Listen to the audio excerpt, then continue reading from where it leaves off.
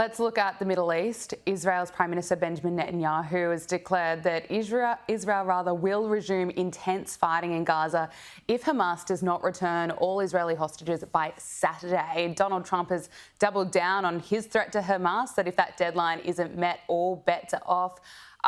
Obviously, I fear for what may happen. I hope that all the hostages are returned. Yeah, we understand that this is such a fragile ceasefire. That was always the case. It was never certain that it will be that it was going to go through successfully with all stages. What do you make of this development? What do you expect will happen on Saturday? Yes, well, you were quite right. This was a three-phase ceasefire. The first phase had gone off without much hiccup, but there was always this expectation, or fear rather, that the second phase would never get forward because there was always a bit more of a sticky issue with exchange of prisoners and hostages. Hostages are, of course, the one tool of leverage that Hamas actually has over Israel. And Israel has a much greater pride in taking back its people versus Hamas, who, by comparison, are actually quite expendable. So I don't like where this is going. We seem to be breaking what was a very temporary truce and ceasefire and cessation of hostilities. It could get very ugly. I would not dismiss any of Trump's threats. I think he will go through with it. But equally, he is a peacemaking president. He does not want this to happen. So I expect there to be a lot of diplomatic shuttling going on behind closed doors until that day. I would think so.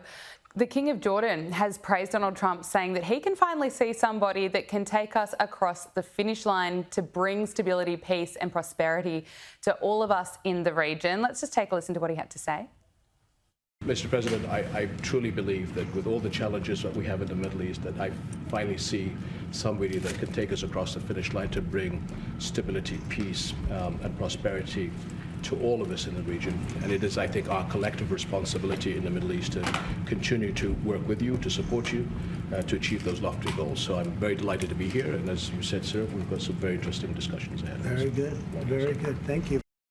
It's interesting, James, because this is after Donald Trump announced his plans to run Gaza, which was a strong signal to other Arab nations that they are going to need to be involved in this. They're going to need to take in Palestinians. What do you make of the conversation? Well, I firstly just have to note just how surprised I was to hear the King of Jordan accent. It sounded not too dissimilar from mine, to be honest, but I thought that his comments were actually really interesting. He is walking a very tight line here. He obviously has taken on this role as almost the spokesperson of the Arab world. He still has to look after the Palestinians, which he considers his own people. Let's not forget that half the Jordanian population is basically Palestinian. But Trump is actually using his economic weight out there. America provides something close to $1.5 billion annually to Jordan in aid. And that is a very big stick. And if Jordan doesn't toe the line with this, well, then that leverage could disappear. So he has to be very careful about what he says with Trump and take everything he says extremely seriously. Yeah, absolutely. Let's look at what else is happening in the United States. Anna Paulina Luna is going to be leading a new task force aimed at exposing federal secrets. And this is everything from the Epstein client list, the JFK files, 9/11, the origins of COVID and UFOs.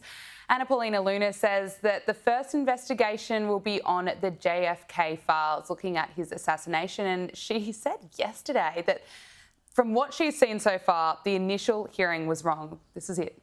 Our first investigation will be announced, but it's going to be covering on a thorough investigation into the John F. Kennedy assassination. And I can tell you, based on what I've been seeing so far, the initial hearing that was actually held here in Congress was actually faulty in the single bullet theory. I believe that there were two shooters, and we should be finding more information as we are able to gain access into the SCIF, hopefully before the files are actually released to the public. Two shooters. That's a bit of a bombshell to drop before we've seen any of these files that haven't been released before. But, you know, she's obviously seen more than the public. What did you make of this?